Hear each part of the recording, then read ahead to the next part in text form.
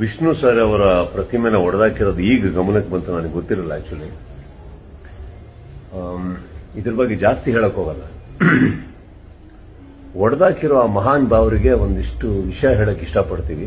Vishnu sir ಅವರ ಅಭಿಮಾನಿಯಾಗಿ ದಯವಿಟ್ಟು ಸಿಗಾಕೋಬಿಡಿ.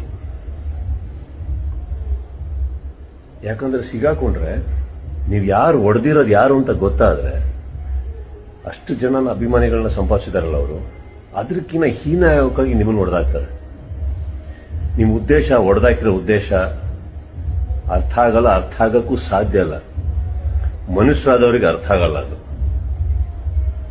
So ಎಲ್ಲೇ ಕೂತಿದ್ರು ದಯವಿಟ್ಟು ಸಿಗಾಕೋದಿರೋ ಹಾಗೆ ನೋಡಿ. ಯಾಕಂದ್ರೆ ನಿಮ್ಮ ಹೆಸರು ಹೊರಗಡೆ ಬಂದಿದ್ದಿನ ಏನ್ ನಡೆಯುತ್ತೆ ಅದನ್ನ ಖಂಡಿತವಾಗ್ಲೂ ಯಾರೂ ತಡೆಯಕ್ಕಾಗಲ್ಲ. ಬಟ್ ನಿಮಗೆ ಮನಸ್ಸು ಬಂತಲ್ಲ,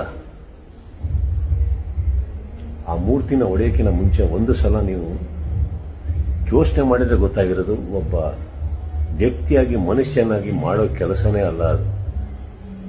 ಎಂಥವ್ರು ಮಾಡೋದು ಅಂದ್ರೆ ಅದು ಬಾಯಿಂದ ಇವಾಗ ಹೇಳಕ್ ಹೋದ್ರೆ ಸೆನ್ಸಾರ್ ಆಗಕ್ಕೆ ಸ್ಟಾರ್ಟ್ ಆಗುತ್ತೆ. ಸಿಗಾಕೊಂಡಿರೋ ಹಾಗೆ ನೋಡಿ, ನೋಡ್ಕೊಳ್ಳಿ. ಹೆಸರು ಗೊತ್ತಾಗಿದ್ದೀನ ದಯವಿಟ್ಟು ದೇಶ ಬಿಟ್ಟು ಓಡೋಬಿಡಿ. ಇದು ನಾನು ನಿಮಗೆ ಕೊಡ್ತಾರೆ ಅಡ್ವೈಸು ಸರ್. ಆ ಮೂರ್ತಿಯ